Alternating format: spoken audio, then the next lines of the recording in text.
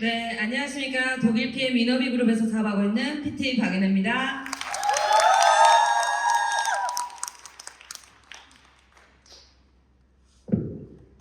네, 제가 오늘 맡은 파트는요, Y 네트워크 마케팅. 왜 네트워크 마케팅을 하는가예요. 사실 이 업을 만나게 되면 뭔가 판매를 잘해야 될 것 같고, 혹은 뭐 인맥이 많아야 될 것 같고, 아니면 뭐 말을 잘해야 될 것 같고, 뭐 이런 분들이 이 네트워크 마케팅을 하지 않나라는 생각들을 하시잖아요. 그런데 사실 네트워크 마케팅은요, 이 업의 본질을 정확하게 이해하고 이 업에서 주는 가치를 이해를 한다라면, 여기에서 주는 소득의 형태가 어떻게 다른지 이해를 한다라면 흔들림 없이 이 일을 해 나가실 수 있다고 생각을 합니다.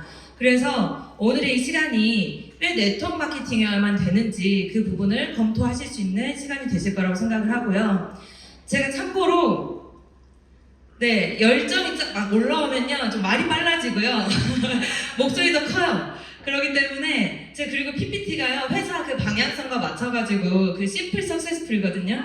그래서 PPT가 되게 단조롭습니다. 네. 그래서 집중하지 않으면 순식간에 넘어갈 수 있으니 여기 또 집중해서 들어주시길 부탁드리겠습니다. 네, 저는 26살에 네트워크 마케팅을 만나서 이 사업이 지닌 가치와 비전을 정확하게 이해했고, 그렇게 13년째 돈과 시간을 함께 벌면서 제주 라이프를 즐기고 있는 두 아이의 엄마입니다. 실제로 오늘 아침도 제주도에서 날라왔어요. 네.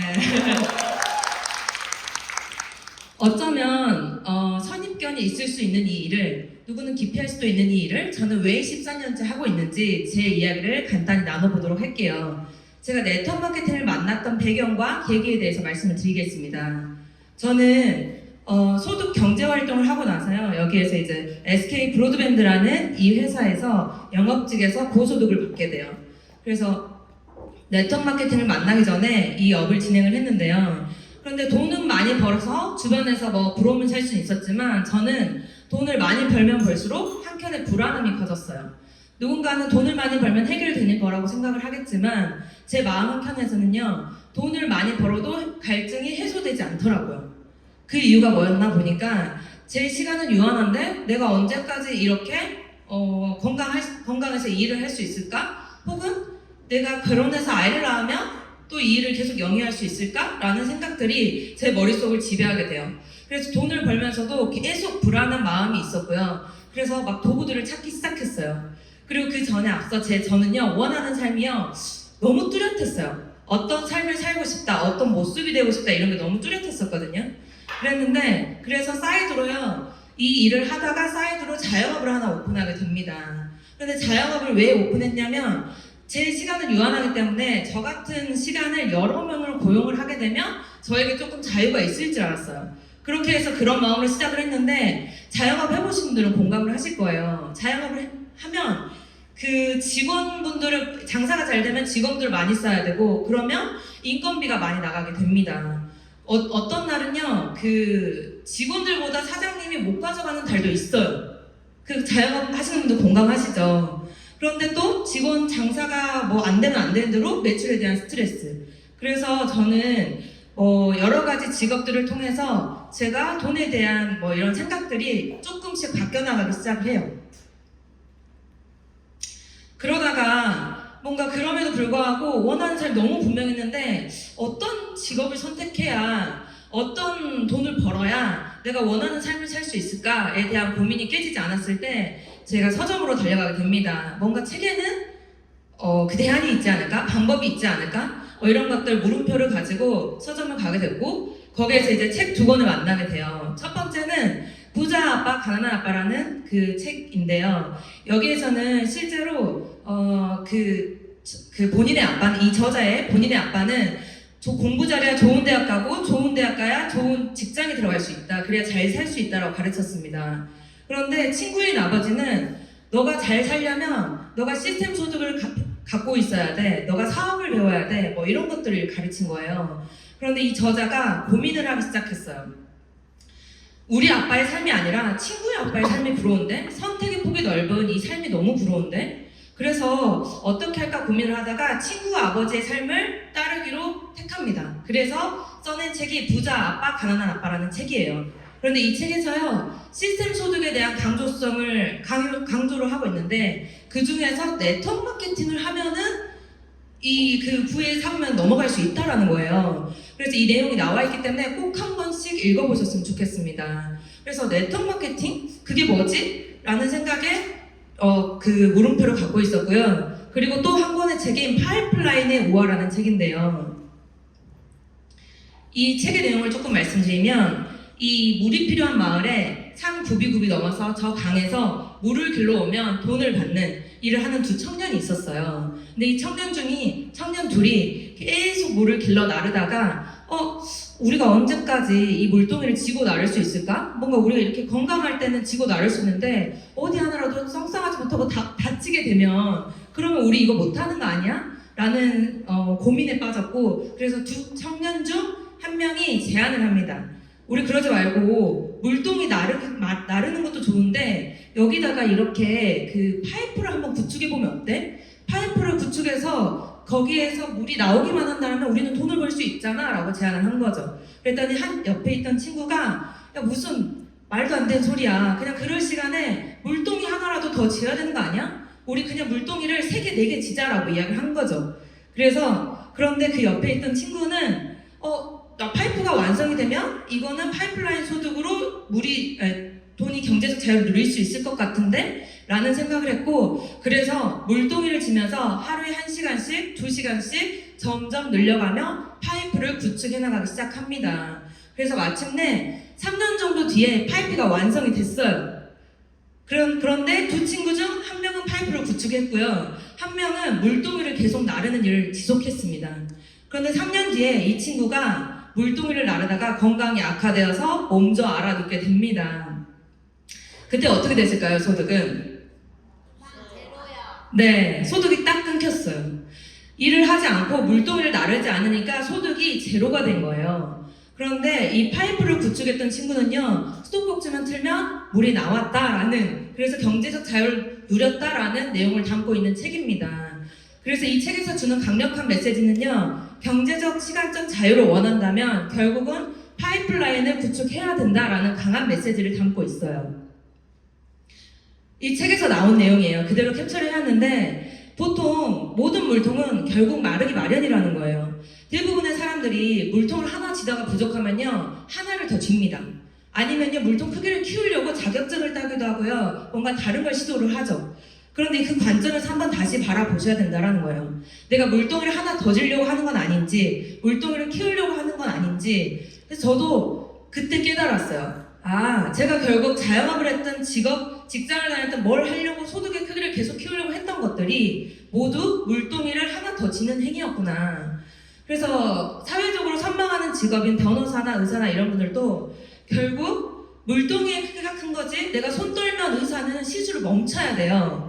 그래서 물동이의 소득은 한계가 있다라는 거죠. 근데 파이프라인 소득은 어때요? 지속성으로 물이 나오기 때문에 수도꼭지만 틀면은 이 물이 나오기 때문에 지속할 수 있다라는 거예요. 그래서 세계적인 부자도 이렇게 이야기를 했습니다. 워렌 버핏도. 파이프라인 하나를 구축하는 것은 월급 봉투 1000개를 받는 것과 같다라고 이야기를 했어요. 그래서 이 물동이의 관점에서 한번 바라보시면 좋겠고요. 그리고 결국 월급은요, 파이프라인을 구축할 동안 나의 생계를 유지시켜줄 최소한의 안전장치라고 저는 생각해요. 직장 다니면 안정적이다라고 이야기를 하잖아요. 그래서 저는요, 소득 활동을 한 이래로 직장이 안정적이다라고 생각해본 적이 없어요. 저는 개인적으로. 왜냐하면 몸이 아프거나 여자 같은 경우는 출산을 하거나 그런 변수, 환경이 달라졌을 때, 그랬을 때도 회사가 보장을 해주냐는 거죠. 회사는 결국 제가 건강하고 뭔가 그 일에 잘 해결을 그 직장을 다니고 일을 잘 해낼 수 있을 때만 월급을 주는 공간입니다. 그래서 저는 진짜 안정적인 건요, 탄탄한 파이프라인이 있어야지만 진짜 안정적인 소득이라고 생각을 해요. 그래서 월급이 지켜주는 시간에 안정적인 파이프라인을 구축하셔야 됩니다.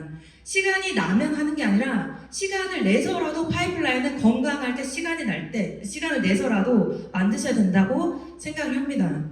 그런데 이 파이프라인이요, 이렇게 여러 개 갖고 있으면 어떨 것 같으세요? 너무 좋을 것 같지 않으세요? 네, 저는요, 파이프 파이프 하나를 만들 때는요, 조금 어려울 수도 있어요. 그런데 이 파이프를 하나 만들어내게 되면요, 그 만들어냈던 경험으로요, 그 다음 파이프라인 속도에 레버리지가 붙기 시작해요. 하나를 완성하면요, 그 하나의 물줄기로 하나의 경제적인 소득이 들어오기 때문에요, 시간은 벌었고 노동과 시간이 완벽하게 분리가 되면서 다음 파이프라인을 또 준비할 수 있게 됩니다. 파이프라인의 종류에는요, 그 여러 가지가 있는데요. 첫 번째는 음원소득이에요. 누군가 음악을 들을 때마다 왜 우리 그 복권연금이라고 하죠. 장범준 씨가 노래를 한 번 불고 음원을 판매를 했는데 그게 봄만 되면 더 팔려나간다라고 이야기를 해요. 근데 현실적으로 이게 가능하나요? 개인이 가질 수 있는 파이프라인을 한번 선택을 해보세요. 평범한 개인이 음원소득이나 부동산 소득도 마찬가지예요. 부동산 자산에 대한 임대료를 받는데 아파트를 하나 사거나 아니면 건물을 하나 사서, 건물까지는 아니더라도 상가 하나를 사서 월세를 받을 수는 있어요. 하지만 큰 자본 대비 물줄기가 굉장히 작다라는 거예요. 그 큰 자본이 돈이 묶여야 되는 거고. 그래서 뭔가 자본이 여력이 될 때는요, 큰 빌딩을 갖게 되면 이게 또 유효할 수 있겠지만 그렇지 않으면 일반 개인이 갖기는 힘들다라는 거죠. 그리고 인세 소득은 책이 팔릴 때마다 이 소득을 받게 되는데요. 뭐 우리가 해리포터 저자라든가 이런 책들을 뭐 써낼 순 없잖아요. 평범한 개인이. 그리고 금리 소득, 현금 자산에 대한 이자를 받는 건데 이것 또한 뭔가 자본이 많이 마련이 돼야 됩니다. 그런데 제가 앞서 이야기했던 그 책들에서 나왔던 이 네트워크 마케팅이 대체 뭔데, 네트워크 마케팅에서는 내가 만든 유통방에서 일어나는 매출에 대해서 커미션을 받는다라는 거죠. 근데 앞서 이제 엄세웅 이사님께서 그 부분을 왜 네트워크 마케팅이고, 네트워크 마케팅이 또 그 중에서 PM이 또 거기에서 이제 소득적인 부분을 가져갈 수 있는지를 잘 설명을 해주셨다고 생각을 합니다. 그래서 네트워크 마케팅은요, 파이프라인의 종류의 하나예요. 그런데 여기서 잘 봐보세요. 이만큼의 가치가 있는 소득인데 이 가치에 돈의 형질을 바꿔냈거든요. 물통소득이 아니라 파이프라인의 소득 같은 돈의 형태가 다른 이 돈을 개인이 만들어낼 수 있는 건요, 너무 어려워요. 다른 방법들은. 그리고 리스크가 너무 많습니다. 근데 리스크 없이 이렇게 시간적 경제적 자유를 누릴 수 있는 네트워크 마케팅은요, 제가 선택할 수 있는 유일한 방법이었다고 생각을 해요. 그래서 실제로 네트워크 마케팅, 아까도 말씀해 주셨지만 120여 개의 회사들이 있죠. 하지만 그 중에서도 왜 PM이냐는 거죠. 근데 이거는요, 액티브에서 여기 오신 분들 혹시 다 드셔보셨나요? 네. 혹시 안 드셔보신 분 있으면 저희 시음존에서 시음하고 있기 때문에 꼭 드셔보셨으면 좋겠고요. 제품을 한번 딱 먹어보잖아요. 그러면 왜 이게 다른 회사랑 다르다라고 이야기를 하는지 직접 느끼실 거예요. 네트워크 마케팅 중에서도요, PM이 저는 되는 곳이라고 확신을 합니다. 그리고 PM은 자산이기 때문에요, 이렇게 상속이 돼요. 그래서 실제로 상속 포기각서는 상속을 받지 않으실 분들만 이제 쓰시면 되는데, 예를 들면 제가 이렇게 막 일을 하다가 제가 만들어 놓은 인프라를 가지고 저희 자녀한테 물려줄 수 있다는 거예요. 자산이기 때문에. 제가 이게 그냥 단순히 판매였으면요, 이 상속은요 할 수가 없죠. 그냥 팔고 끝나는 거기 때문에.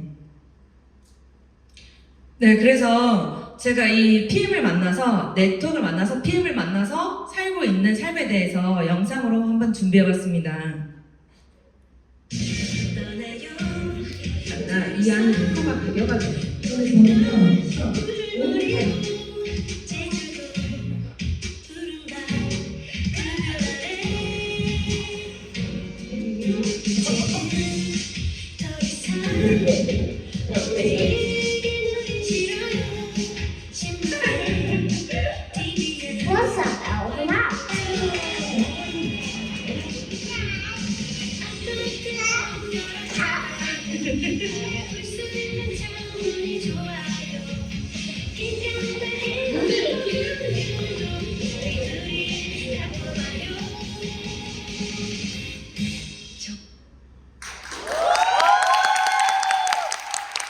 제 파이프라인 어떠나요?